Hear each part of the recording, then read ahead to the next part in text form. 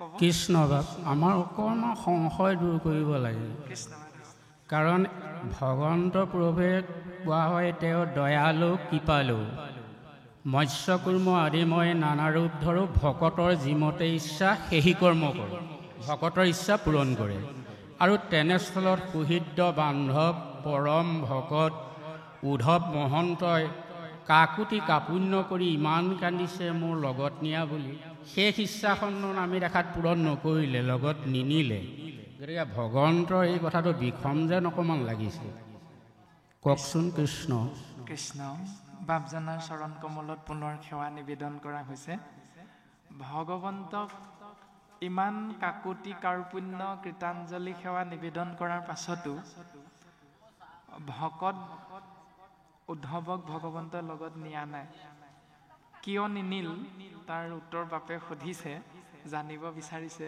কৃষ্ণ কৃপালু গুৰুজনাই আমি কলিৰ মনুষ্য জীৱক উপদেশ প্ৰদান কৰিছে সেই জীৱ জ্ঞান আৰু বিবেক যুক্ত তোমালোক মনুষ্য চোৱাচোন শাস্ত্ৰসন্মতে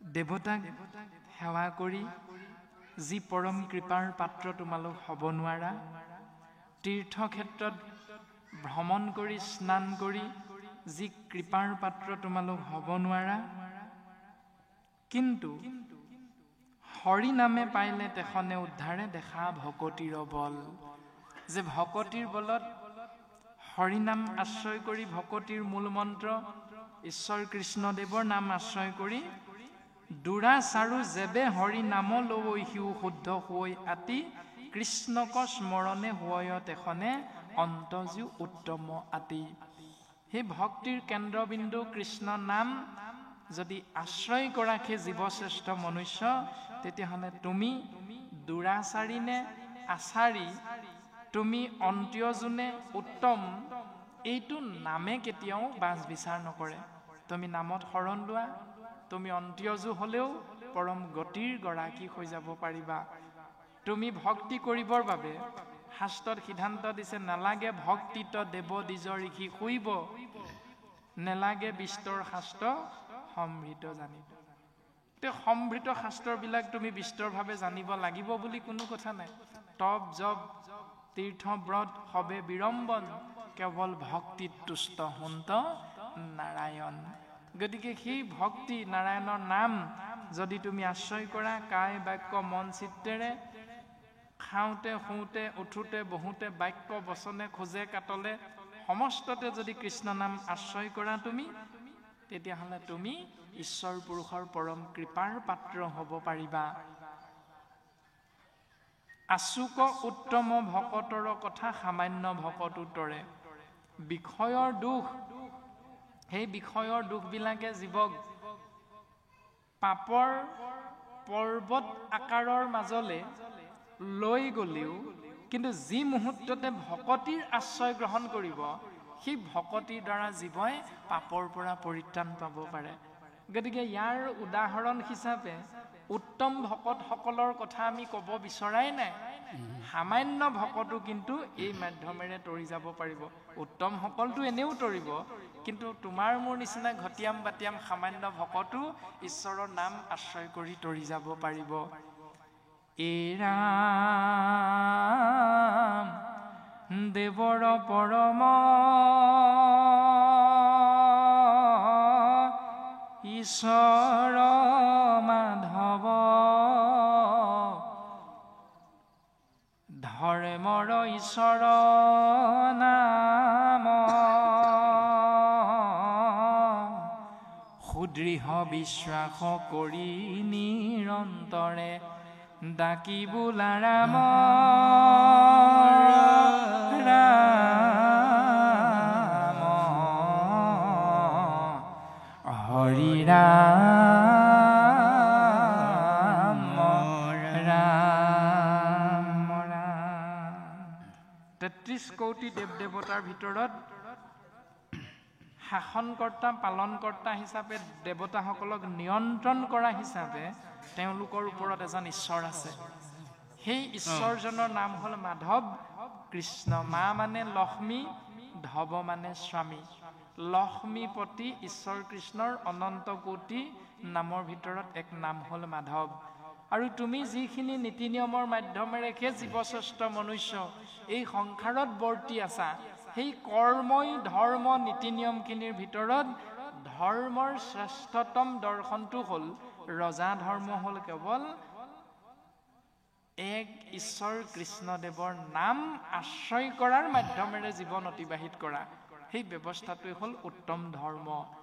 আৰু তাৰ ওপৰত সুদৃঢ় বিশ্বাস কৰি তুমি নিৰন্তৰে যদি এই সংসাৰত সেই ব্যৱস্থাটো পালন কৰি জীৱন অতিবাহিত কৰা, তেতিয়াহ'লে ধ্ৰুৱ সত্য তুমি ঈশ্বৰ পুৰুষৰ পৰম কৃপাৰ পাত্ৰ হৈ এই সংসাৰৰ পৰা পৰম গতি লাভ কৰিব পাৰিবা। তাৰ পাছত আমাক পঞ্চম অধ্যায় পদবন্ধে প্ৰকাশ কৰিব। বাপে সোধা প্ৰশ্নৰ উত্তৰ আমাক দিব। বাপে সুধিছিল যে ভগৱন্তৰ চৰণত মহাভক্ত উদ্ধৱে ইমান অনুনয় বিনয় কৰি উদ্ধৱক লৈ যাবলৈ ক'লে, যদি লৈ নোযোৱাত তুমি ইয়াতে থাকা, কিন্তু ভগৱন্তই এটাও নকৰিলে, ইয়াতো নাথাকিলে আৰু উদ্ধৱক লৈও নগ'ল। কাৰণটো কি? এতিয়া ইয়াত নথকাৰ কাৰণ কি আৰু উদ্ধৱক লৈ নোযোৱাৰ কাৰণ কি? অৰ্থাৎ ভকতৰ বাক্য ভগৱন্তই পালন নকৰাৰ আঁৰত কি ৰহস্য আছে, সেই উত্তৰ পদবন্ধে আমাক দিব। নিগদতি শোক শুনি ওক নৃপবৰ, ভকতৰ সন্তাপ দেখিয়া পিতাম্বৰ। শোকগুৰুৱে পৰীক্ষিত ৰাজাৰ আগত কৈছে, সি ৰাজন পৰীক্ষিত, তুমি শুনাচোন, সি মহাভক্ত উদ্ধৱৰ দুখ দেখি ভগৱন্ত কৃষ্ণ তত্ত্বয়ো দুখ কৰিছে। পিতাম্বৰ, পিত যোগ অম্বৰ সমান পিতাম্বৰ, অৰ্থাৎ যিজনে হালধীয়া বস্ত্ৰ পৰিধান কৰে তেওঁৰ অনন্ত কোটি নামৰ এক নাম হ'ল পিতাম্বৰ। আৰু সেই বস্ত্ৰ পৰিধান কৰে কেৱল ভগৱন্ত ঈশ্বৰ কৃষ্ণই, সেইকাৰণে তেওঁৰ এটি নাম হ'ল পিতাম্বৰ। ভৈলন্ত আকুল ভগৱন্ত কৃষ্ণ দুখত, ভকতৰ দুখত দুখী হৈছে, শোক কৰিছে। জগত জনক যিজন জগতৰ পিতৃ, কমল নয়ন ভৰি বহবৈ লোতক, পদুম ফুলৰ নিচিনা দুই চকুৰ পৰা দুধাৰি চকুলো বৈ আহিছে। তাৰ পাছত পিত বস্ত্ৰে মুচি মুখত তেজীয়া নিশ্বাস, নিজৰ শৰীৰত পৰিধান কৰা হালধীয়া বস্ত্ৰেৰে নিজৰ চকুৰ পৰা ওলোৱা চকু পানী মচি মচি ভগৱন্ত পুৰুষে মহাভক্ত উদ্ধৱক স্নেহে উদ্ধৱক ধৰি বুলিলা আশ্বাস। মহাভক্ত উদ্ধৱক মৰমেৰে সাৱটি ধৰি উদ্ধৱক আশ্বাস বাণী প্ৰদান কৰিছে। হেৰা উদ্ধৱ, ওতে যি চিন্তা চিত্ত থিৰ কৰা মহাশয়, তজু দুখ দেখি সহি নহহে হৃদয়। হেৰা উদ্ধৱ, তুমি তোমাৰ চিন্তা ত্যাগ কৰি কায় বাক্য মন এক কৰি তোমাৰ চিত্ত স্থিৰ কৰা, কিয়নো তোমাৰ দুখ দেখি ময়ো স্থিৰেৰে থাকিব পৰা নাই উদ্ধৱ। এই ৰামে স্বৰূপে জানিলা তুমি আমাৰ আশয়, বংশক সংগে ঘৰিয়াবে চলিব নিশ্চয়। তুমি মোৰ স্বৰূপটো ইতিমধ্যে দেখিলা উদ্ধৱ, যে মই মোৰ বংশ যাদৱ বংশ যদু বংশ সমস্তকে মই নিপাত কৰিলোঁ। এই ৰামে সাধিলো উদ্ধৱ দেৱতাৰ যত কাজ, নথাকিবই ঠাইত তুহমাত কিবা উদ্ধৱ, মই পূৰ্বতে দিয়া সিদ্ধান্ত মৰ্মে দুষ্টক দমন, সন্তক পালন, দুষ্কৃতি বিনাশ, সংস্কৃতি ৰক্ষা, অধৰ্মক বিনাশ কৰি ধৰ্মক পুনৰ সংস্থাপন, এই তিনিটা কাৰ্য সম্পাদন কৰিবৰ বাবে দেৱতাক মই কথা দিছিলোঁ। সেই সমস্ত দেৱতাৰ কাৰ্য পূৰণ কৰা ইতিমধ্যে হৈ গ'ল উদ্ধৱ। বিখ্যাত ভাৰত যুদ্ধ লগাই দুষ্টক নিপাত কৰিলোঁ, অসত্য, অপসংস্কৃতি, অধৰ্ম সমস্তক বিনাশ কৰি মই ধৰ্মক বা সংস্কৃতি পুনৰ ধৰাধামত প্ৰৱৰ্তন কৰিছোঁ উদ্ধৱ। কিন্তু সমস্ত দেৱতাৰ কাৰ্য সিদ্ধি কৰি মই ধৰাধাম এৰিব বিচাৰিছোঁ, আৰু তুমি মোক সুধিছা তোমাক মই কিয় লৈ যাব বিচৰা নাই। উদ্ধৱ, তুমি শুনাচোন, নথাকিব ইঠাইত তোমাত কিবা বাজ, তোমাৰ বাহিৰে যে মই ধৰাধামত অন্য এজনক নাৰাখিলোঁ, কেৱল তোমাকহে ৰাখিলোঁ মোৰ যদুবীৰগণৰ ভিতৰত। ইয়াৰ এটা কাৰণ আছে উদ্ধৱ, তুমি এবাৰনো ভবা নাইনে? সকলোকে মই সংহাৰ কৰিলোঁ, যদুবংশ ধ্বংস কৰিলোঁ, কিন্তু যদুবংশৰে এজন মহাভক্ত উদ্ধৱ, তোমাক মই কিন্তু ধ্বংস নকৰিলোঁ, তোমাক মই এই ধৰাধামত ৰাখিলোঁ। কাৰণ আছে উদ্ধৱ, তুমি শুনাচোন, তোমাক মই ইয়াৰ উত্তৰটো দিওঁ। এই ৰামে দ্বাৰকা নগৰ সাগৰত যায় বেতল, মই গৈলে লোকত মিলিবে বিমংগল।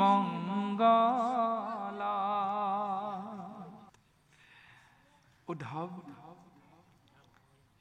মই যে গুচি যাম, এই ধৰাধামত কি হ'ব জানানে? দ্বাৰকা নগৰখন সাগৰত তল যাব মই গুচি যোৱাৰ লগে লগে। জীৱৰ মাজত অমংগল হ'ব আকৌ মই গুচি যোৱাৰ লগে লগে। জীৱৰ মাজত যে অমংগল হ'ব তাৰ এটা কাৰণ আছে উদ্ধৱ। ৰাম পিৰিবে দুৰ্জন কলি গুচিবে আচাৰ, শুইবে অধৰ্মত ৰতি যতে ক প্ৰজাৰ। বিধিৰ বিধান, সত্যৰ পাছত প্ৰলয় হৈ ত্ৰেতাৰ আৰম্ভ হ'ল, ত্ৰেতা যুগৰ পাছত প্ৰলয় হৈ দ্বাপৰৰ আৰম্ভ হ'ল, আকৌ দ্বাপৰৰ পাছত বিধিৰ বিধান মতে প্ৰলয় হৈ কলিৰ আগমন হ'ব। এয়াই বিধিৰ বিধান হে মহাভক্ত উদ্ধৱ। আৰু মই গুচি যোৱাৰ লগে লগে এই ধৰাধামত পুনৰ কলিয়ে আহি শাসনৰ গাদীত বহিব, জীৱক শাসন কৰিবৰ বাবে। আৰু সেই কলি অত্যন্ত দুৰ্জন, সেই দুৰ্জন কলিৰ অত্যাচাৰত জীৱবিলাক পীড়িত হৈ নিজৰ আচাৰ ধৰ্ম লুপ্ত হৈ যাব উদ্ধৱ। আৰু এনেকৈ কলিৰ কৰাল গ্ৰাসত অৱস্থান হোৱা জীৱবিলাকক কলিৰ কৰাল গ্ৰাসৰ পৰা পৰিত্ৰাণ দিবৰ অৰ্থে হে উদ্ধৱ, মই তোমাক এই সংসাৰত ৰাখিব বিচাৰিছোঁ। নহ'লেতো মই তোমাকো লৈ গ'লোহেঁতেন, কিন্তু কলিৰ কৰাল গ্ৰাসৰ পৰা জীৱক উদ্ধাৰ কৰিবৰ বাবে মোৰ সত্য বস্তু নাম ধৰ্ম মহাভক্তি মই তোমাক দি থৈ যাব বিচাৰিছোঁ উদ্ধৱ।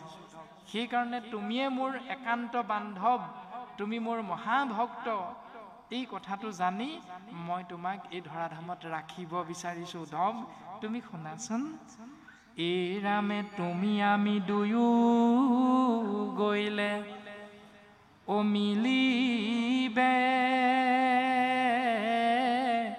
অনৰ্থ, লুপ্ত হৈব জ্ঞান ইটো ভকতিৰ পথ। উদ্ধৱ, মই গুচি গ'লে দ্বাৰকাখন সাগৰত তল যাব। মই গুচি যোৱাৰ পাছত বিধিৰ বিধান মতে কলিৰ আগমন হ'ব। কিন্তু কলিৰ আগমনত কলি ইমানেই দুৰ্জন, জীৱবিলাক অধৰ্মী হ'ব, অত্যাচাৰী হ'ব কলিৰ কৰাল গ্ৰাসত পৰি। গতিকে কলিৰ জীৱক উদ্ধাৰ কৰিবৰ বাবে মোৰ যি নাম ধৰ্ম, এই নাম ধৰ্ম সকলোৱে আশ্ৰয় কৰিব নোৱাৰে। আৰু যিহেতু তুমি মোৰ একান্ত ভকত, যিহেতু তুমি মোৰ পৰম বন্ধু, সেইকাৰণে মই তোমাক এই মহান দায়িত্বটো অৰ্পণ কৰি জীৱক উদ্ধাৰ কৰা মহাভক্তি তোমাক দি মই এই সংসাৰত তোমাক ৰাখি থৈ মই যাব বিচাৰিছোঁ। গতিকে উদ্ধৱ, এই জীৱক উদ্ধাৰৰ বাবে অধৰ্মী অত্যাচাৰী কৰি কলিৰ কৰাল গ্ৰাসৰ পৰা জীৱক অধোগতিৰ বিপৰীতে পৰম গতি দিবৰ বাবে একমাত্ৰ মোৰ নিৰ্গুণ নাম ভকতি তুমিহে ৰক্ষা কৰিব পাৰিবা উদ্ধৱ। সেই উদ্দেশ্যে মই তোমাক ধৰাধামত ৰাখিছোঁ উদ্ধৱ। তুমি অকণমান শান্ত হোৱাচোন। মোৰ উদ্দেশ্যটো তুমি বুজিবলৈ চেষ্টা কৰা মোৰ পৰম বান্ধৱ উদ্ধৱ। ভগৱন্ত কৃষ্ণই উদ্ধৱৰ আগত এনেকৈ উপদেশ দিছে আৰু পদবন্ধে আমাক প্ৰকাশ কৰিছে। মোহৰ বচন ইটো নচাৰিবা তুমি, শ্ৰৱণ কীৰ্তন প্ৰৱৰ্তায়া থাকা তুমি, ভকতি নভৈলে ভূমি, যাইবে ৰসাতল, মোৰ আজ্ঞা পালিয়া ৰহিও মহাবল। উদ্ধৱ, তুমি মোৰ বাক্যটো ৰাখাচোন। উদ্ধৱ, তুমি মোৰ কথাটো ৰাখাচোন। মোৰ কথা ৰাখি তুমি এই ধৰাধামত থাকা আৰু এই ধৰাধামত মোৰ কথা ৰক্ষা কৰি তুমি কি কৰিবা? মোৰ নিৰ্গুণ নাম শ্ৰৱণ কীৰ্তন মহাভক্তি তুমি প্ৰচাৰ কৰি থাকা জীৱৰ মাজত। যদি এইটোকে নকৰা, এই ধৰাধাম ৰসাতললৈ যাবলৈ আকৌ বেছি সময় নালাগে। এবাৰতো গৈছিলে উদ্ধৱ, তুমি জানা, যেতিয়া আদি দৈত্য হিৰণ্যকশিপুৰ আৰু হিৰণ্যাক্ষ দুই ককাই ভাই নিজৰ বলত বলিয়ান হৈ বসুমতীক নিজৰ পত্নী কৰাৰ মানস কৰি ৰসাতলত নি লুকুৱাই ৰাখিছিল হিৰণ্যাক্ষই। আৰু বসুমতীৰ কাতৰ আহ্বান ৰক্ষা কৰি মই বসুমতীক উদ্ধাৰ কৰাৰ মানস কৰি উদ্ধাৰৰ নিমিত্তে মই বৰাহ ৰূপ ধাৰণ কৰিলোঁ। আৰু বৰাহ ৰূপ ধাৰণ কৰি সেই ৰজস্বলা বসুমতীক মই ৰসাতলৰ পৰা হিৰণ্যাক্ষক বধ কৰি উদ্ধাৰ কৰিলোঁ। এনেকৈ সেই দুষ্ট দৈত্য দানৱৰ অত্যাচাৰত, কলিৰ প্ৰভাৱত জীৱ অত্যাচাৰী হৈ যেতিয়া সন্তৰ ওপৰত আক্ৰমণ চলাব, উৎপাত চলাব, বসুমতীয়ে ভাৰ হৰণ কৰিব নোৱাৰি, সহ্য কৰিব নোৱাৰি পুনৰ বসুমতীৰ ৰসাতললৈ যাবলৈ বৰ বেছি সময় নালাগিব উদ্ধৱ। গতিকে মই বসুমতীৰ সেই দুখ দুৰ্দশা, ভক্তৰ সেই বিপৰীত প্ৰক্ৰিয়াৰ বিপৰীতে মই তোমাক ভক্তৰ পৰম গতিৰ উদ্দেশ্যে ধৰাধামত মোৰ নিৰ্গুণ নাম শ্ৰৱণ কীৰ্তন মহাভক্তি প্ৰচাৰ কৰি জীৱক উদ্ধাৰ কৰাৰ মানসেৰে তোমাক মই ধৰাধামত ৰাখিব বিচাৰোঁ উদ্ধৱ। তুমি মোৰ কথা ৰাখাচোন। এই বুলি ভগৱন্তই সিদ্ধান্ত দিছে। তাৰ পাছত ভগৱন্তই ক'ত নাথাকিবলৈ ক'ব, ক'লৈ যাবলৈ কৈছে পদবন্ধে ক'ব, বাপে আমাৰ আকৌ আগবঢ়াই দিব অকণমান। কৃষ্ণ। কিন্তু নাথাকিবা কহিলো প্ৰকৃতি, মুত চিত দিয়া পুৰা পৃথিৱী পৰ্যতি, যত দেখা সবে মায়াময় স্বপ্ন সম, হৰিময় দেখি দূৰ কৰা মতি ভ্ৰম, জ্ঞান কৰ্ম ভকতি কহিলো কৰি ভেদ, ভকতি পৰম পস্থ দিলো পৰিছেদ, নাহিকে উত্তম গতি ভকতি তপৰে,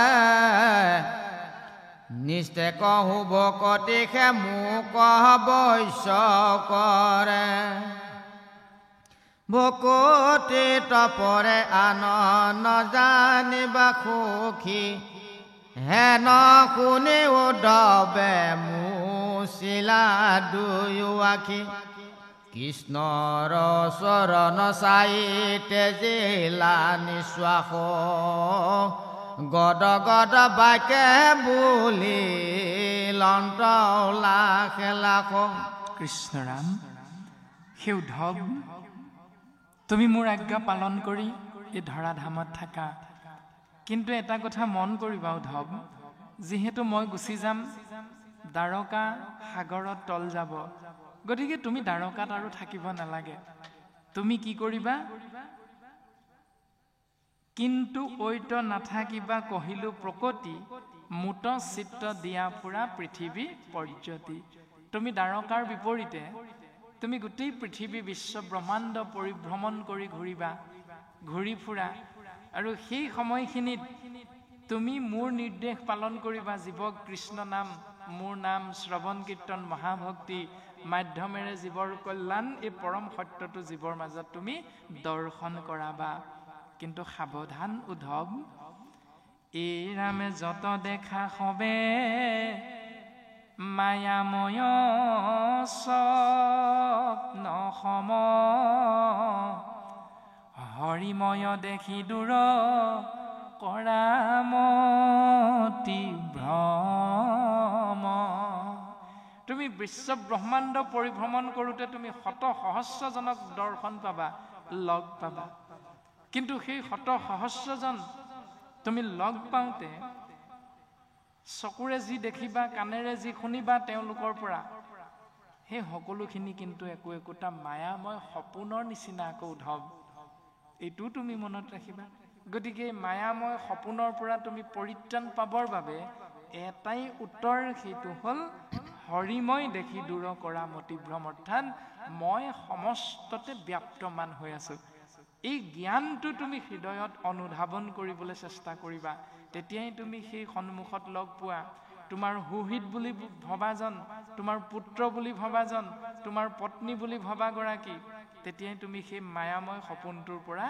তুমিও পৰিত্ৰাণ পাব পাৰিবা আৰু তেওঁলোককো তুমি পৰিত্ৰাণৰ উপায়টো দৰ্শন কৰাই দিব পাৰিবা তাৰ পাছত সেই উদ্ধৱ জ্ঞান কৰ্ম আৰু ভকতি শাস্ত্ৰৰ মাধ্যমেৰে তিনিটা পথ আছে জীৱৰ কল্যাণৰ বাবে এক হ'ল জ্ঞান মাৰ্গ দুই হ'ল কৰ্ম মাৰ্গ তিনি হ'ল ভক্তি মাৰ্গ বেদৰ মতে দুটা এক হ'ল প্ৰবৃত্তিঞ্চ আৰু দুই হ'ল নিবৃত্তিঞ্চ এই প্ৰবৃত্তি মাৰ্গত আছে জ্ঞান মাৰ্গ যোগ কৰ্ম মাৰ্গ সমান প্ৰবৃত্তি মাৰ্গ য'ত সহজতে আমি বুজি পাওঁ যাগ যজ্ঞ পূজা পাতল দান দক্ষিণা শ্ৰাদ্ধ পিণ্ড হোম তীৰ্থ স্নান আদিবিলাক আৰু অন্য হাতেদি হ'ল নিবৃত্তি পন্থ তাত আছে কেৱল ভক্তি মাৰ্গ ভকতি মাৰ্গ য'ত মূল কেন্দ্ৰবিন্দু হ'ল কেৱল কৃষ্ণ নাম স্বয়ং কৃষ্ণস্তু ভগৱান সেই উদ্ধৱ এনেকৈ মই তোমাৰ আগত ইতিমধ্যে প্ৰকাৰান্তেৰে জ্ঞান মাৰ্গ কৰ্ম মাৰ্গ ভক্তি মাৰ্গৰ বিষয়ে তোমাক মই দৰ্শন কৰালো আৰু এই তিনিওটাৰ ভিতৰত ভকতি পৰম পন্থ দিলো পৰিচ্ছেদ ভক্তিয়ে যে উত্তম পথ এই কথাটো তোমাৰ আগত মই প্ৰকাশ কৰিছো কিয়নো নাহিকে উত্তম গতি ভকতিত পৰে ভক্তিৰ বাহিৰে জীৱই উত্তম মাৰ্গ বিচৰাৰ দ্বিতীয় এটা পথ কিন্তু নাই নিশ্চে কহো ভকতিহে মোক অৱশ্য কৰে মোক ভক্তিৰ মাধ্যমেৰেহে জীৱই লাভ কৰিব পাৰে ইতিমধ্যে চন্দন কোঁৱৰ বাপজনে আমাৰ কৈ থৈ গৈছে সুন্দৰভাৱে এই ৰামে কৃষ্ণক পাইবাক লাগি ভকতে পন্থা ইহাকে কহব গীতা ভাগৱত গ্ৰন্থা কৃষ্ণদেৱৰ কৃপা লাভ কৰিবৰ বাবে কেৱল ভকতৰ পথ আশ্ৰয় কৰিব লাগিব ভকতৰ সংগ ভকত সকলে যেবে কৰৈ কৃপা, ভকত সকলে যেবে কৰৈ আশীৰ্বাদ। যেতিয়া ভকতসকলে এজনক আশীৰ্বাদ কৰে তেবেহে মিলয় সিটো কৃষ্ণৰ প্ৰসাদে, তেতিয়াহে সেইজনে কৃষ্ণৰ কৃপা লাভ কৰিব পাৰে। শাস্ত্ৰই আমাক সিদ্ধান্ত দিছে। গতিকে উদ্ধৱক কৈছে, সেই উদ্ধৱ নিষ্ঠে কহোঁ ভকতিহে মোক অৱশ্য কৰে, ভক্তিৰ দ্বাৰাহে জীৱই মোৰ কৃপা লাভ কৰিব পাৰে। গতিকে তুমি ভক্তিৰ বাহিৰে জ্ঞান আৰু কৰ্ম এই পথকেইটা আশ্ৰয় কৰিবলৈ জীৱকো নিশিকাবা, তুমি নিজেও আশ্ৰয় নকৰিবা। এনে উত্তম সিদ্ধান্ত যেতিয়া মহাভক্ত উদ্ধৱে লাভ কৰিলে, লাভ কৰাৰ লগে লগে সম্বিত ঘূৰাই পালে। জ্ঞান লাভ কৰি উদ্ধৱে কি কৰিছে, এই ৰামে হেন শুনি উদ্ধৱে মুচিলা দুয়ো আখি, ভকতিত পৰে আন নজানিবা সখী। ভক্তিৰ বাহিৰে উত্তম পথ দ্বিতীয়টা নাই বুলি যেতিয়া জানিলে উদ্ধৱে, তেতিয়া নিজৰ চকুৰ পৰা ওলোৱা চকু পানী মচি ললে, আৰু মচি লৈ কি কৰিছে, কান্দিবলৈ এৰি কি কৰিছে, এই ৰামে কৃষ্ণৰ চৰণ চাই তেজিলা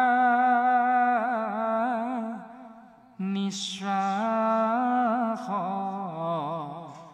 গদ গদ বাইকে বুলিলন্ত লাখে লাখ, লাখে লাখ মানে লাহে লাহে, গদ গদ মানে থুকা থুকি। উদ্ধৱে যে কান্দি আছিল, কৃষ্ণৰ উপদেশ পাই কান্দিবলৈ এৰিলে, কিন্তু মাতটো তেতিয়াও থুকা থুকি হৈ আছে।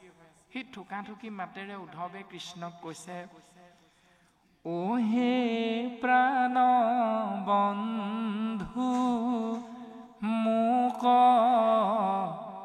কহিও বুজাই, ঋষি সমস্ত কিয় একমতি নাই। হে প্ৰাণবন্ধু কৃষ্ণ, তুমি মোক বুজাই কোৱাচোন, এই ঋষিসকলে বেদ অধ্যয়ন কৰি কৰি বেদশাস্ত্ৰত পাৰ্গত হৈও তেওঁলোকে জীৱৰ মংগলৰ অৰ্থে সকলোৱে এটা মত কিয় নিদিলে? বিভিন্নজনে বিভিন্নতা মত, বিভিন্নতা পথ দৰ্শন কৰাই দিলে, জীৱৰ মাজত প্ৰকাশ কৰি দিলে, প্ৰচাৰ কৰি দিলে। তাৰ ভিতৰত ঋষি মুনিসকলে কৈ গ'ল, এই ৰামে কেহু বোলৈ কৰ্মে, কেহু বোলৈ জ্ঞানে গতি, তোমাৰ অসনে মত পথ কেৱল ভকতি। কোনো ঋষিমুনিয়ে ক'লে, প্ৰভু বেদে হেনো কৈছে কৰ্ম মাৰ্গতহে জীৱৰ গতি। কোনো ঋষিমুনিয়ে ক'লে, প্ৰভু বেদে হেনো কৈছে জ্ঞান মাৰ্গতহে গতি। কিন্তু সেই প্ৰাণবন্ধু কৃষ্ণ, তুমি দেখোন মোক কৈছা ভক্তিৰ দ্বাৰাহে জীৱৰ গতি। মইনো এতিয়া কোনটো পালন কৰিম প্ৰভু, কৰ্ম মাৰ্গ নে, জ্ঞান মাৰ্গ নে, ভক্তি মাৰ্গ? মোৰ কিবা খেলি মেলি লাগিছে প্ৰভু, তুমি মোক ভালকে বুজাই দিব নোৱাৰানে? এই ৰাম একে বেদ বাক্য কিয় ভৈল মতি ভেদ, কিংকৰৰ কেশৱ সংশয় কৰা ছেদ। বেদটো একে ভাগ বেদকে পঢ়ি পঢ়ি সকলোৱে কিয় বিভিন্ন ধৰণে মত দিলে? গতিকে হে দাসৰো দাস, আমি মূঢ়মতি উদ্ধৱ ৰূপী তোমাৰ দাসক হে প্ৰভু তুমি কৃপা কৰা, মোৰ সংশয় তুমি ছেদ কৰা প্ৰভু। কিয়নো অনাদি ঈশ্বৰ তুমি, শিৱ সৰ্বজান, পৰিছেদ দাতা তুমি, বিনে নাহি আন। উদ্ধৱে কৈছে, হে প্ৰভু তুমি হলা অনাদি, হে প্ৰভু তুমি হলা ঈশ্বৰ, হে প্ৰভু তুমিয়েই শিৱ, হে প্ৰভু তুমিয়েই সৰ্বজানন্তা, গতিকে তুমি শিৱ, তুমি অনাদি, তুমি ঈশ্বৰ, তুমি সৰ্বজানন্তা যেতিয়া, তুমি মোৰ পৰম বান্ধৱ হিচাপে তুমি মোক ইয়াৰ উত্তৰটো দিয়া, কাৰণ তোমাৰ বাহিৰে মোৰ দ্বিতীয় এজন পৰম বান্ধৱ নাই সখা কৃষ্ণ। তেতিয়া ভগৱন্ত কৃষ্ণই বান্ধৱ উদ্ধৱৰ প্ৰশ্ন শুনি উদ্ধৱক সিদ্ধান্ত দিবলৈ আগবাঢ়িছে, উত্তৰ দিবলৈ আগবাঢ়িছে। উত্তৰটো কি? মাধৱে বুলন্ত সখী শুনিও সিদ্ধান্ত,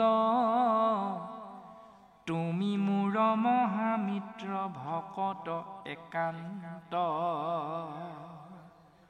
উদ্ধৱ, তুমি মোক প্ৰশ্নটো কৰিলা, প্ৰশ্নটোৰ মই উত্তৰ তোমাক নিদিওঁ, মই তোমাক পোনে পোনে সিদ্ধান্তটোকে দি দিছো।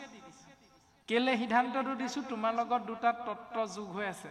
সেই তত্ত্ব দুটা কি? তুমি মোৰ মহামিত্ৰ, তুমি মোৰ দ্বাৰা সৃষ্টি হোৱা ৩৩ কোটি দেৱ দেৱতাৰ তুমি মিত্ৰ নহলা, তুমি কেৱল মোৰ মিত্ৰ হলা।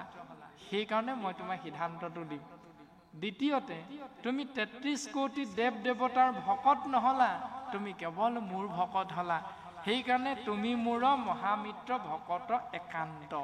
এই দুটা পৰম ৰহস্য তত্ত্ব তোমাৰ লগত থকাৰ কাৰণে মই তোমাক উত্তৰ নহয়, তোমাক মই সিদ্ধান্তই দি দিছো উদ্ধৱ। এই বুলি ভগৱন্ত কৃষ্ণ তত্ত্ব উদ্ধৱক সিদ্ধান্ত দিছে। অন্যফালেদি কুৰুক্ষেত্ৰ যুদ্ধৰ মাজমজিয়াত যেতিয়া কপিধ্বজৰূপী ৰথখনৰ বাঘ জৰি ধৰি ভগৱন্ত কৃষ্ণ তত্ত্বই অৰ্জুনক নি উপস্থিত কৰোৱালে, তেতিয়া অৰ্জুনে অস্ত্ৰ নধৰো বুলি, যুদ্ধ নকৰো বুলি অস্ত্ৰ শস্ত্ৰ পেলাই যেতিয়া দুখ কৰিছে, শোকত ম্ৰিয়মান হৈছে, তেতিয়া ভগৱন্ত কৃষ্ণই অৰ্জুনক বুজনি দিছে। যি গীতাশাস্ত্ৰ ৭০০ ভাগী শ্লোকৰ দ্বাৰা পৰিবেষ্টিত হৈ আছে, সেই ৭০০ ভাগী শ্লোকৰ প্ৰথম শ্লোক ভাগী প্ৰকাশ কৰিছে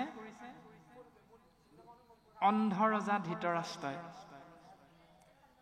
যে কণাৰ লাখুটি সেই সঞ্জয়, মোৰ পুত্ৰসকলে কৌৰৱ আৰু পাণ্ডৱে কুৰুক্ষেত্ৰ নামৰ স্থানত উপবিষ্ট হৈ যুদ্ধৰ বাবে আগবাঢ়ি বৰ্তমান কি কৰি আছে তুমি মোক কোৱা। ১ নম্বৰ শ্লোক ধৃতৰাষ্ট্ৰই প্ৰকাশ কৰিছে। আৰু সেই শ্লোক ভাগীৰ উত্তৰ কণাৰ লাখুটি সঞ্জয়ে ৪০ ভাগী শ্লোকৰ জৰিয়তে ধৃতৰাষ্ট্ৰক উত্তৰ প্ৰদান কৰিছে। তাৰ পাছত ভগৱন্ত পুৰুষ আৰু অৰ্জুনৰ মাজত প্ৰশ্ন হৈছে। সেই প্ৰশ্নৰে ৮৫ ভাগী শ্লোক অৰ্জুনে প্ৰকাশ কৰিছে, আৰু বাকীখিনি কৃষ্ণই অৰ্জুনক উত্তৰ দিছে। ৫৫৪ ভাগী হয়তো হ'ব শ্লোক, ৫৫৪ ভাগীৰ ৫৫৩ ভাগী শ্লোক ভগৱন্ত পুৰুষে অৰ্জুনৰ প্ৰশ্নৰ উত্তৰ দিছে। কিন্তু সেইবিলাক সিদ্ধান্ত নহয়, সিদ্ধান্ত দিছে এভাগ শ্লোকৰ জৰিয়তে ভগৱন্ত কৃষ্ণই সখা ৭০০ ভাগী শ্লোকৰ ভিতৰত ৬৯৯ ভাগী শ্লোকৰ যি উত্তৰ হ'ল, সেইবিলাক সকলো তোমাৰ প্ৰশ্ন, ধৃতৰাষ্ট্ৰৰ প্ৰশ্ন সঞ্জয় উত্তৰ দিলে, তোমাৰ প্ৰশ্ন মই উত্তৰ দিলোঁ। কিন্তু মই তোমাক এভাগ শ্লোকৰ জৰিয়তে সিদ্ধান্ত দিছো। সেই সিদ্ধান্তটো হ'ল সৰ্বধৰ্মান পৰিতেজ মাম একং শৰণং ব্ৰজ অহং তাম সৰ্ব পাপেভ্যো মুখ্যস্বামী মা সুচ। এ ৰামে সৰ্বধৰ্ম এৰি এক শৰণ সাক্ষাৎ সুদীৰ্ঘ বিশ্বাসে সখী লৈও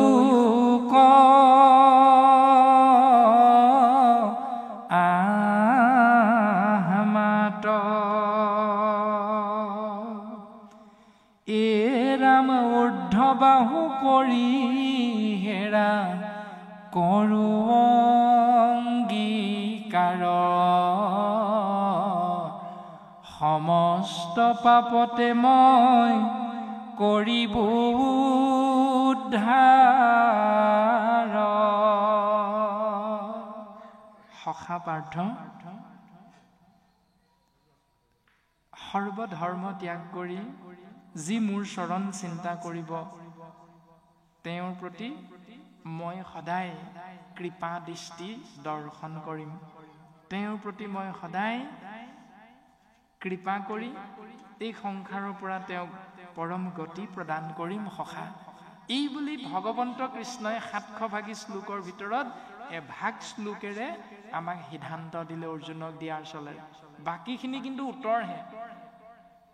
অৰ্জুনে প্ৰশ্ন কৰিছে, কৃষ্ণ উত্তৰ দিছে। এতিয়া আমাৰ ভুলটো হ'ল, আমাৰ সমাজৰ খেলি মেলিটো হ'ল, ভগৱন্ত কৃষ্ণই অৰ্জুনে সোধা প্ৰশ্নবিলাকৰ উত্তৰবিলাককে আমি নিয়ম বুলি ভাবি পালন কৰি আছো সমাজত। ভগৱন্ত কৃষ্ণই দিয়া সিদ্ধান্তটোহে যে আমি আশ্ৰয় কৰিব লাগে, এইটো নকৰি কৃষ্ণৰ উত্তৰ অৰ্জুনৰ প্ৰশ্নকে আমি নিয়ম বুলি ভাবি সমাজত সেই নিয়মবিলাক পালন কৰি আছো। এইটোৱে হ'ল আমাৰ খেলি মেলিটো। এতিয়া ভগৱন্ত কৃষ্ণৰ চৰণত উদ্ধৱেও তেনেকৈ প্ৰশ্ন কৰিছে, আৰু ভগৱন্ত কৃষ্ণই উদ্ধৱক পোনে পোনে সিদ্ধান্তই দি দিছে, হে উদ্ধৱ, তোমাক মই সিদ্ধান্ত দিছো, তুমি শুনা। এই বুলি পদবন্ধে ক'লে। তাৰ পাছত সিদ্ধান্তখিনিনো কি কি পদে আমাক আগবঢ়াব, বাপে পুনৰ আগবঢ়াই দিব। কৃষ্ণ।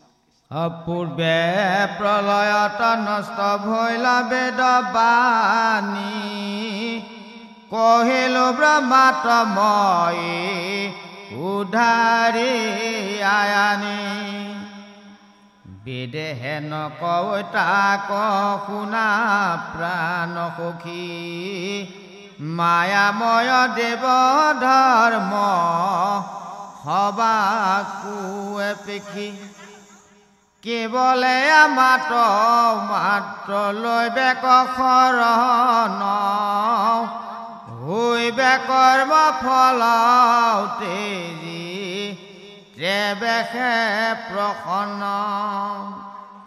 মই বিনে বেদে কিছু আন নবখানে, চাৰি বেদৰ তত্ত্ব অৰ্থ এই মানে। মনুত প্ৰথমে ব্ৰহ্মা কহিলা হৰিষি, পাছে জানিলন্ত বেদ হবে সপ্ত ঋষি। তাত পাছে পাইলে সুৰা সুৰ সিদ্ধ নাগ, অনন্তৰে বেদ কম নুইছে পাইলে লাগ। হে উদ্ধৱ, তুমি মোৰ মহামিত্ৰ, তুমি মোৰ একান্ত ভকত। তোমাক মই সিদ্ধান্ত দিছো, সেই সিদ্ধান্তটো শুনা উদ্ধৱ। মই বিনে বেদে কিছু আন নবখানে, চাৰিও বেদৰ তত্ত্ব অৰ্থ এহি মানে। মোৰ বাহিৰে বেদে অন্য কাৰো কথা কোৱা নাই, বেদে কেৱল মোৰ কথাহে কৈছে। কিন্তু মোৰ এই পৰম তত্ত্বটো, বেদৰ ৰহস্য তত্ত্ব আশ্ৰয় কৰিবৰ বাবে সকলোৰে সেই শক্তিটো নাই, যেতিয়ালৈকে মোৰ চৰণত আহি জীৱই শৰণ গ্ৰহণ নকৰিব, তেতিয়ালৈকে তেওঁলোকে সেই তত্ত্বটো লাভ কৰিব নোৱাৰে। আৰু কৃপালু গুৰুজনাই এই উত্তৰটো আমাক কেনেকৈ দিছে, মাধৱ গুৰুজনাই ক'লে, কৃপালু গুৰুজনাৰ আদৰ্শ শিৰোগত কৰি, যে সমস্ত বেদান্ত সাৰ মহাভাগৱত শাস্ত্ৰ, ইহাৰ অমৃত ৰস পায়, পৰম সন্তোষে পান কৰিলে যিজনে, তাৰ অন্যত্ৰ ৰসত ৰতি নাই। যে সমস্ত বেদ বেদান্তৰ সাৰ হ'ল মহাভাগৱত, আৰু সেই মহাভাগৱতে আমাক যি উত্তৰ দিব, সেইটোহে আপুনি মই পালন কৰা ১ নম্বৰ আৰু চূড়ান্ত সত্য দৰ্শনটো। কিয়নো শংকৰ গুৰুজনে আমাক সিদ্ধান্ত দিলে এনেকৈ, বৈকুণ্ঠৰ শাস্ত্ৰ কৃষ্ণ মুখৰ বচন, ওৱাৰ কি তত্ত্বক পাই, যেই জন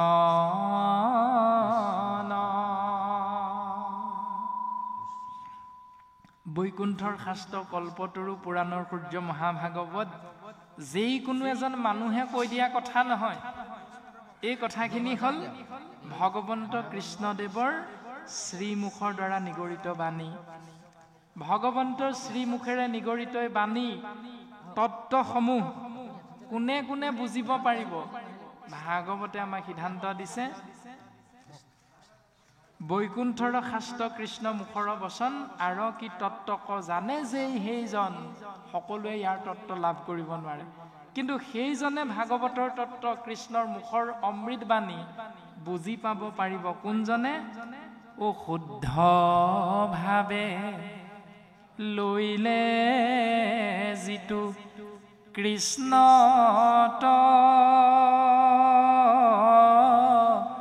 শৰণ ভকতিৰ প্ৰভাৱে নিৰ্মল ভৈল মন। শুদ্ধভাৱে যিজনে কৃষ্ণত শৰণ ল'ব তেওঁহে ভক্তিৰ প্ৰভাৱত অন্তৰখন নিৰ্মল হ'ব, শুদ্ধ হ'ব। আৰু নিৰ্মল অন্তৰতহে যিহেতু ভগৱন্তৰ বাস হয়, সেইকাৰণে সিদ্ধান্ত দিছে, সি মহাজনে আৰু তত্ত্ব জানয় ভাগৱত পুৰাণৰ কহিলো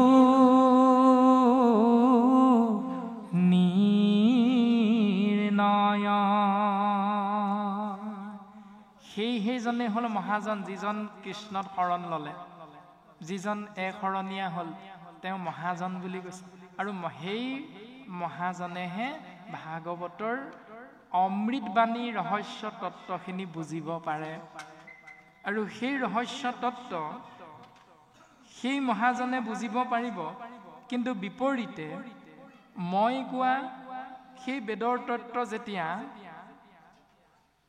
প্ৰথমে মই ব্ৰহ্মাক ক'লো, ব্ৰহ্মাই তেওঁৰ মানস পুত্ৰ স্বয়ম্ভুৱ মনুক ক'লে, স্বয়ম্ভুৱ মনুৰ পাছত সপ্ত ঋষিয়ে পালে, সপ্ত ঋষিৰ পাছত সুৰাসুৰ অৰ্থাৎ দেৱতা আৰু অসুৰে পালে, তাৰ পাছত সিদ্ধসকলে পালে, তাৰ পাছত নাগসকলে পালে বেদৰ তত্ত্ব।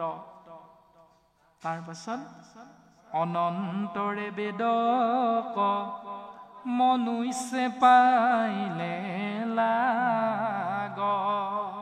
অনন্তৰে মানে শেষত, একেবাৰে সদশেষত মনুষ্য নামৰ জীৱবিলাকে এই বেদ তত্ত্বটো লাভ কৰিছে। কিন্তু বেদ লাভ কৰি মনুষ্যৰ কি অৱস্থা হ'ল? এই ৰামে যাৰ যেন মতি কৰে বেদক ব্যাখ্যান নিজ অৰ্থ ভকতিক তেজি বুজই আন। উদ্ধৱ, মনুষ্যই বেদ তত্ত্ব পোৱাৰ পাছত বেদৰ সেই তত্ত্বটো ওলোটাকে বুজিলে। ওলোটা মানে যাৰ যেন মতি তেনেকৈ বেদৰ তত্ত্ব ব্যাখ্যা কৰিবলৈ লাগি গ'ল। বেদৰ তত্ত্ব ব্যাখ্যা কৰিবলৈ লাগি যোৱা সেই ঋষিমুনিসকলৰ দৰ্শনটো আমাক পদে ক'ব। কেহু বুলৈ বেদে কৰৈ যজ্ঞ ব্ৰত দান, কেহু বুলৈ ক্ষুদ দেৱ পূজা তীৰ্থ স্থান, কেহু বুলৈ বেদে কৰৈ জ্ঞানতেহে গতি,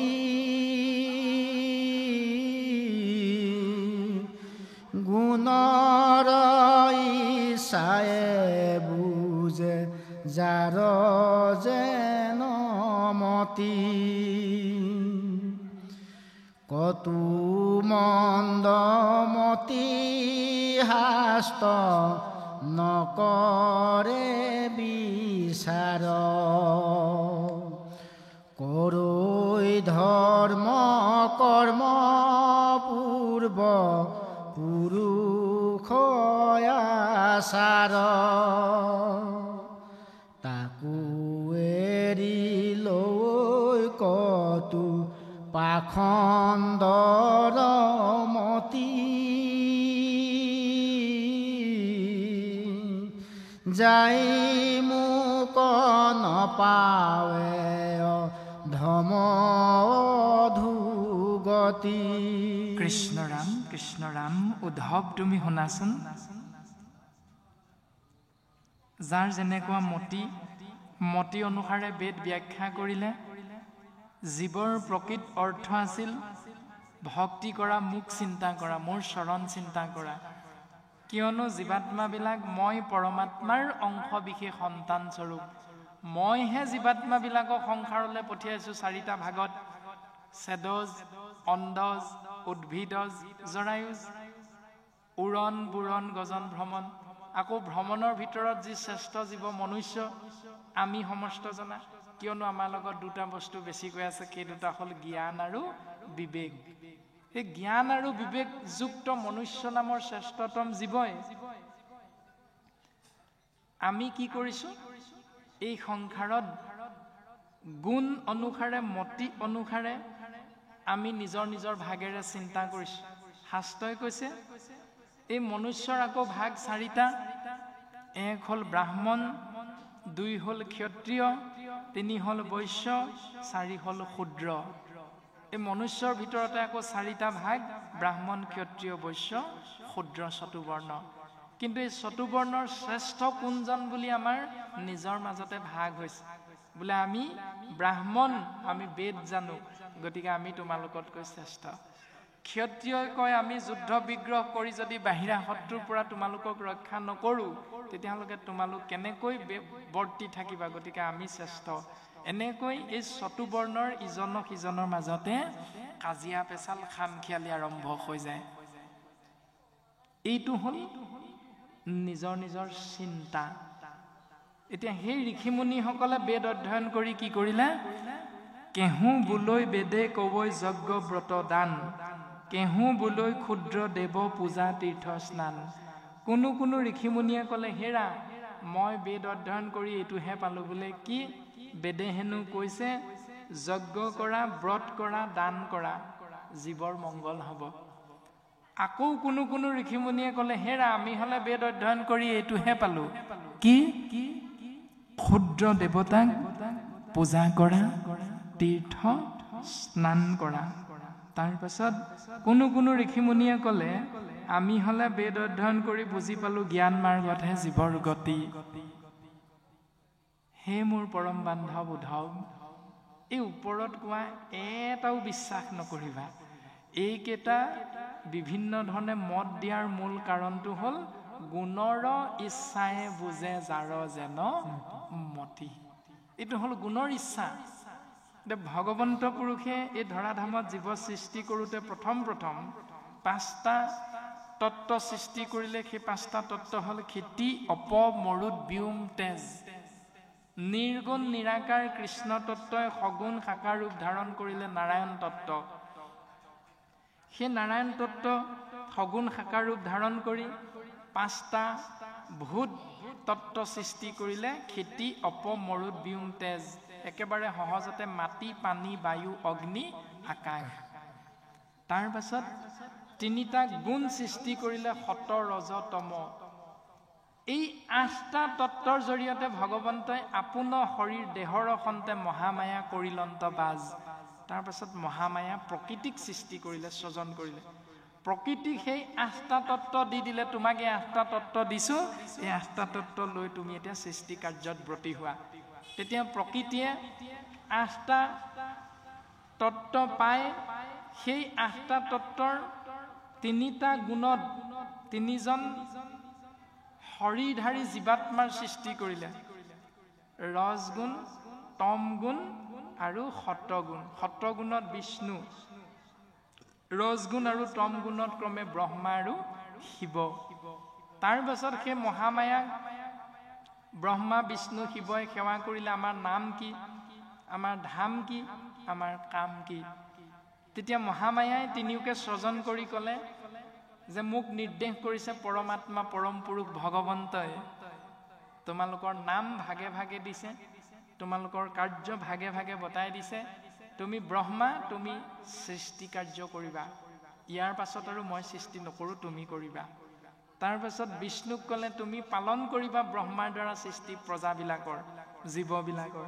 আৰু শিৱক ক'লে তুমি সংহাৰ কৰিবা এওঁলোকৰ দ্বাৰা সৃষ্টি আৰু পালন হৈ থকা জীৱবিলাকৰ। এই তিনিটাই তোমালোকৰ কাম, এনেকৈ সিদ্ধান্ত দিলে।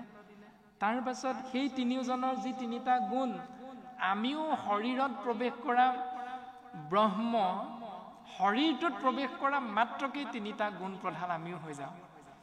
আমিও জন্মসূত্ৰে তিনিটা গুণ লগত লৈ আহিছোঁ।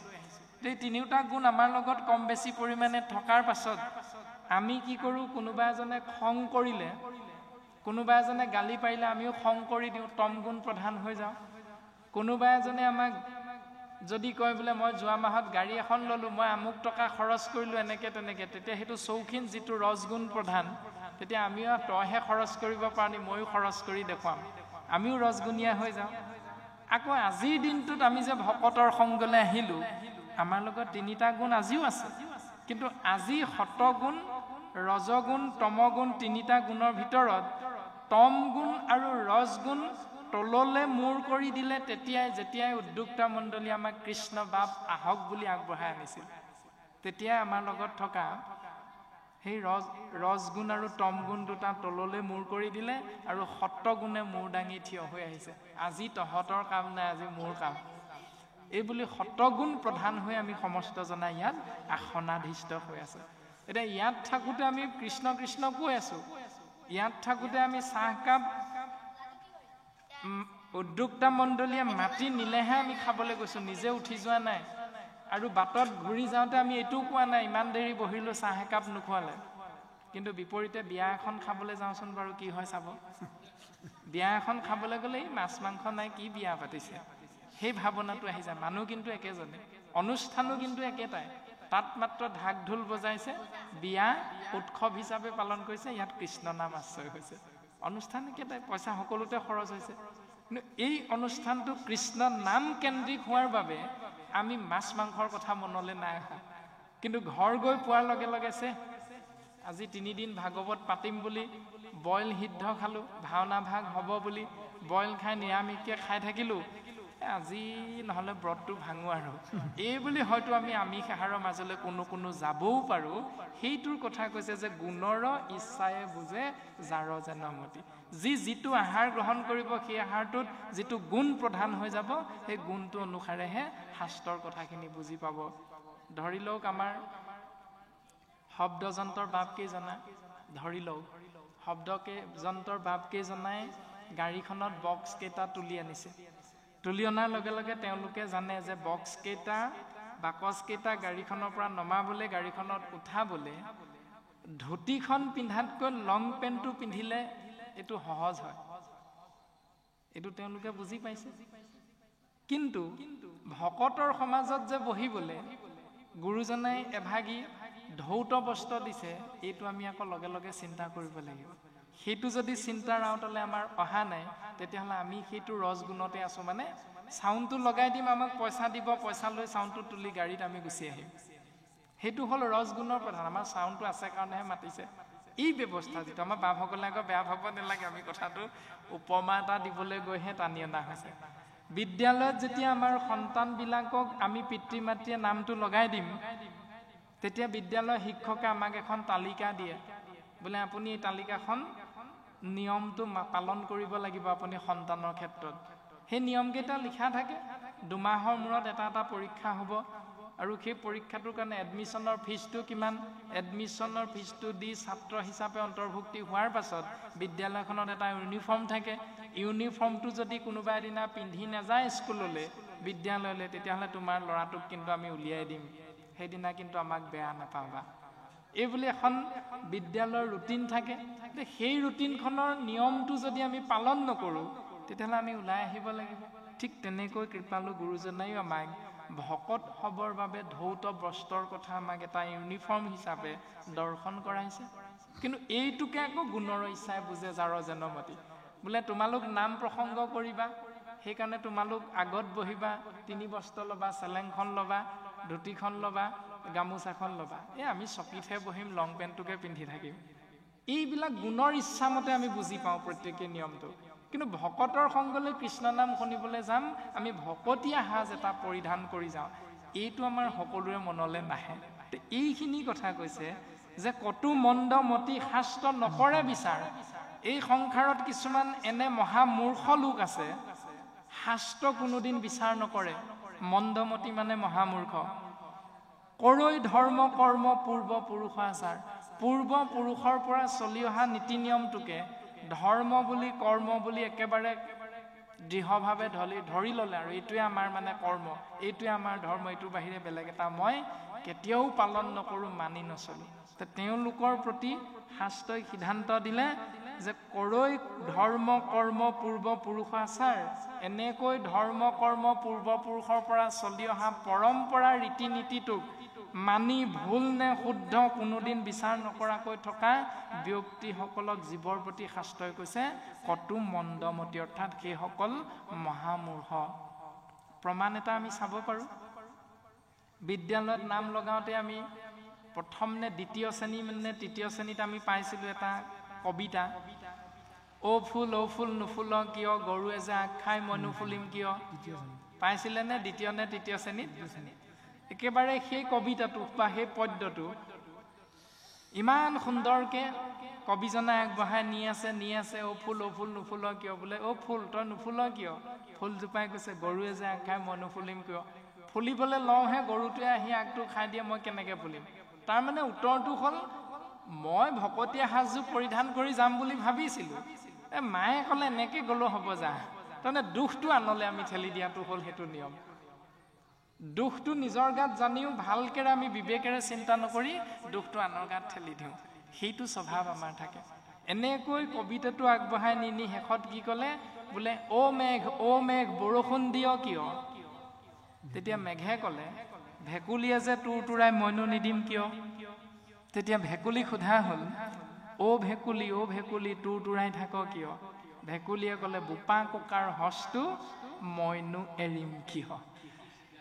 এতিয়া সেইটো স্বীকাৰোক্তি যে বোপা ককাৰ হজ মানে কৰৈ কুল ধৰ্ম পূৰ্ব পুৰুষ আছে, একেবাৰে পৰম্পৰা কৰ্ম নাই নোৱাৰো এৰিব। এতিয়া ভেকুলীও সেইটো পৰম্পৰা কৰ্ম, তোৰ তোৰাই থকাটোৱে ভেকুলী নিয়ম। তাৰমানে তাৰ ভেকুলী বেলেগ কাম নাই। আৰু শাস্ত্ৰই তাকে কৈছে, এই ৰামে কৃষ্ণ গুণ নাগাই কৰৈ আনসে ব্যাখ্যান। জানা জিভা ভৈল তাৰ বেংগৰ সমান। জিভাখনৰ দ্বাৰা আমি কথা ক'ব পাৰোঁ। যাৰ জিভাখন চুটি, দাঁত কেইটা নাইকিয়া হয়, তেতিয়া তেওঁ কথাবিলাক নুফুটে। কিন্তু জিভাখনেই কথা কোৱাৰ মূল চালিকা শক্তিটো, অংগটো। সেই জিভাখনৰ দ্বাৰা যদি কৃষ্ণ কথা প্ৰকাশ নহৈ আন কথাবিলাক প্ৰকাশ হয়, তেতিয়াহ'লে সেই জিভাখনক ভেকুলীৰ জিভা বুলি কৈছে। তেনেকুৱা এখন ভেকুলীৰ জিভা যাৰ লগত থাকে, শাস্ত্ৰই সেই ব্যক্তিজনকে মানুহৰ বিপৰীতে ভেকুলী বুলি গালি পাৰিছে। তাৰ পাছত ক'লে তাকো এৰি লৱৈ কতো পাখণ্ডৰ মতি যাই মোক নপাৱে অধম অধোগতি। তাকো এৰি লৱৈ কতো পাখণ্ডৰ মতি মানে আমি বিদ্যালয়ত নামটো লগাই যেতিয়া বাৰান্দাত বহি লৈ, বাৰান্দাত থিয় হৈ লৈ শিক্ষকে আমাক এটা শিকাইছিল উপদেশ, বোলে ঈশ্বৰক স্তুতি কৰিব লাগিব, ঈশ্বৰক প্ৰাৰ্থনা কৰিব লাগিব। প্ৰাৰ্থনাটো আমাক শিকাই দিছিল কেনেকৈ, বোলে ব্ৰহ্মাদি কৰি জীৱ জত ৰাম ৰাম ৰাম ৰাম ৰাম মায়াসৰ জামাজে আছয় ঘুমতি যায়। এইটো প্ৰাৰ্থনা আমি বিদ্যালয়ত বাৰান্দাত গাইছিলোঁ নে বাৰু? এই প্ৰাৰ্থনাটোকে এনেকৈ আমি বিদ্যালয় বাৰান্দাত সকলোৱে আমি কৰি আহিছোঁ কৃষ্ণ। বিদ্যালয়ৰ বাৰান্দাত শিক্ষকে শিকাই দিয়া ঈশ্বৰক স্তুতি কৰিবলৈ সেই প্ৰাৰ্থনা ভাগ আমি অৰ্থটো কি বুজিলোঁ যে ব্ৰহ্মাকে ধৰি এই সংসাৰত বৰ্তি থকা সমস্ত ত্ৰিদশ দেৱতা সহিতে জীৱ জগত স্বৰ আৰু অস্বৰ লৰচৰ কৰিব পৰা লৰচৰ কৰিব নোৱাৰা সমস্ত জীৱ ভগৱন্তৰ মায়া নামৰ বিচনাখনত আমি শুই আছো। এতিয়া জীৱিত কোন চৈতন্য কোন বোলে তুমি সি চৈতন্য সনাতন ৰাম ৰাম ৰাম ৰাম ৰাম আমি অচেতন নিয়োক নাথ জগাই।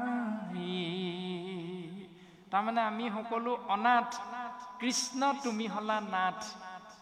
হে কৃষ্ণ তুমি সনাতন, হে কৃষ্ণ তুমি নিত্য, হে কৃষ্ণ তুমি মাত্ৰ চৈতন্য স্বৰূপ নিত্য সত্য শুদ্ধ জ্ঞান অখণ্ডিত আৱৰ যতে কৈতো তোমাৰ বিনোদ ৰূপ চৰাচৰ মায়াৰে কল্পিত তজু গুণ নাম হৰি কেৱল নিৰ্গুণ মাত্ৰ আৱৰ সমস্ত গুণময় এতেক জানিয়া হৰি তোমাৰ নামক মাত্ৰ কৰিলো সাৰ কৃপাময়।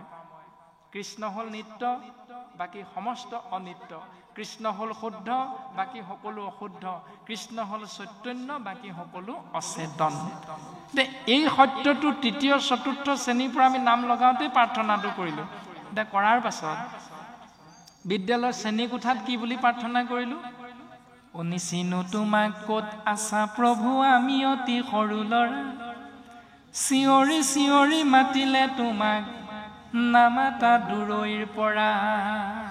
সেই প্ৰভু তোমাক আমি চিনি পোৱা নাই। কিয় চিনি পোৱা নাই? কাৰণ আমি অতি সৰু ল'ৰা।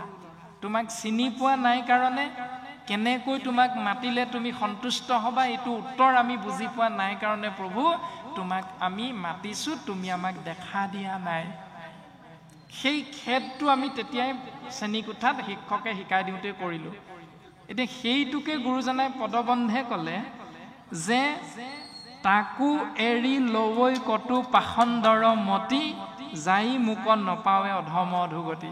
অৰ্থাৎ বিদ্যালয়ত শিক্ষকৰ তত্বাৱধানত সত্যটো দৰ্শন পোৱাৰ পাছতো হাতৰ আখৰ দুখাৰী আমাক লিখিবলৈ দিছিল। এশাৰী হাতৰ আখৰ হ'ল সত্যৰ সদায় জয়, দ্বিতীয় এশাৰী হাতৰ আখৰ হ'ল অহিংসাই পৰম ধৰ্ম। কেলে লিখিবলৈ দিছিল এই দুখাৰী হাতৰ আখৰ? তেতিয়া আমাক আধ্যাত্মিক জ্ঞান দিছিল। সত্যৰ সদায় জয় ঋগ্বেদৰ মন্ত্ৰ সত্যম এবম জয়তে, সত্যৰ সদায় জয়। বেদৰ জ্ঞান আমাক বিদ্যালয়ত দিছিল, সত্যৰ সদায় জয় সত্যম এবম জয়তে। তাৰ পাছত গীতাৰ পৰম জ্ঞান আমাক বিদ্যালয়ত দিছিল, অহিংসাই পৰম ধৰ্ম। কোনে? জাতিৰ পিতা মহামানৱ মহাত্মা গান্ধীয়ে দিছিলে। সেইকাৰণে মহাত্মা গান্ধীয়ে অহিংসাই পৰম ধৰ্ম নীতিৰে আমি বসবাস কৰা ভাৰতবৰ্ষৰ স্বাধীনতা ঘূৰাই আনিছিলে। এইখিনিতো আমি কোনেও পাহৰি যোৱা নাই, সকলোৰে মনত আছে। হাড়ে হাড়ে শিৰে শিৰে তেজে তেজে সোমাই আছে এইখিনি কথা প্ৰত্যেকৰে। তাৰ পাছতো যেতিয়া BA পাছ কৰিলোঁ, MA পাছ কৰিলোঁ, যেতিয়া চাকৰি বাকৰি নাপাই দোকান এখন খুলি ল'লোঁ, সেই দোকানখনত কিন্তু ধূপডাল জ্বলাবলৈ বিশ্বকৰ্মা ফটোখন ৰাখিলোঁ। এতিয়া জ্ঞান কাৰ হ'ল? কিমান জ্ঞান হ'ল এতিয়া? সেইটোকে কৈছে তাকো এৰি লৱৈ কটু পাখণ্ডৰ মতি। সেই সত্য নিয়মটো এৰি কোনোবাই আকৌ সেই পাখণ্ডৰ নিয়মটোহে আশ্ৰয় কৰেগৈ। গতিকে এনেকৈ গুণৰ ইচ্ছাই বুজে যাৰ যেনমতি। যাৰ যিটো গুণৰ প্ৰাধান্যতা সি তেনেকৈ মোক বিচাৰে, কিন্তু সিদ্ধান্ত দিছে যাই মোক নপাৱে অধম অধোগতি। সেইবিলাক হ'ল অধম আৰু সেইবিলাকে মোক কৃপা কেতিয়াও লাভ কৰিব নোৱাৰে। নচাৰৈ কৰ্মিক শোক দুখে ৰাতি দিনে, জ্ঞানতো নাহি কৈ গতি ভকতি বিহীনে, আনে নজানয় ইটো বেদৰ বিচাৰ, এতেকে ভকতি পন্থ সন্মত আমাৰ ভকত জনৰ যেন সুখ বিপৰীত স্বপ্নতো নেদেখো জ্ঞানী কৰ্মী কদাচিত পায়া মোক মনত সন্তোষ আখৰিখ ভকতৰ সখী সুখ ময় দখু দিখ জানি মোক ভকত কলে দেখে মিছা ইন্দ্ৰ ব্ৰহ্ম পদ কোন কৰে মনে ইচ্ছা মুকুতি পৰম পদ তাতো এৰি দায় মই বিনে ভকতৰ প্ৰিয় আন নাই হে ৰাম ব্ৰহ্মাহৰ সলায়ুধ লক্ষ্মী প্ৰিয় জায়া পৰম সুন্দৰ ইটো দেখা মোৰ কায়া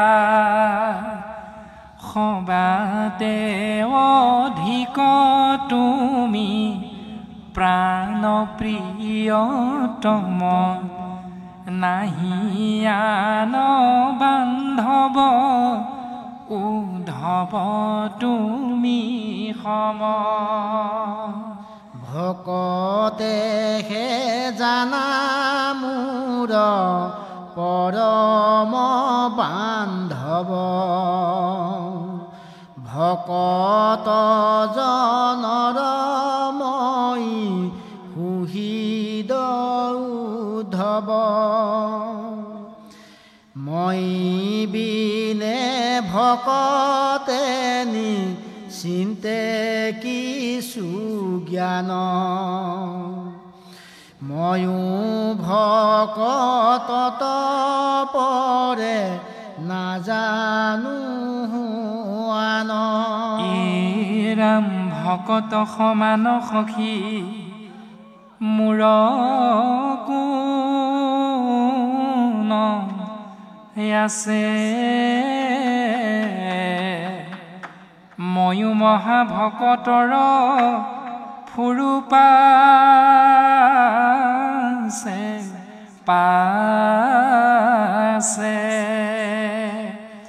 ও মোৰ উদৰত আছে ব্ৰহ্মাণ্ড যতে ক ভকতৰ ধূলা পৰি পবিত্ৰ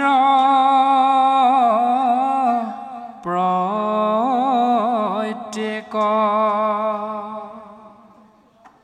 উদ্ধৱ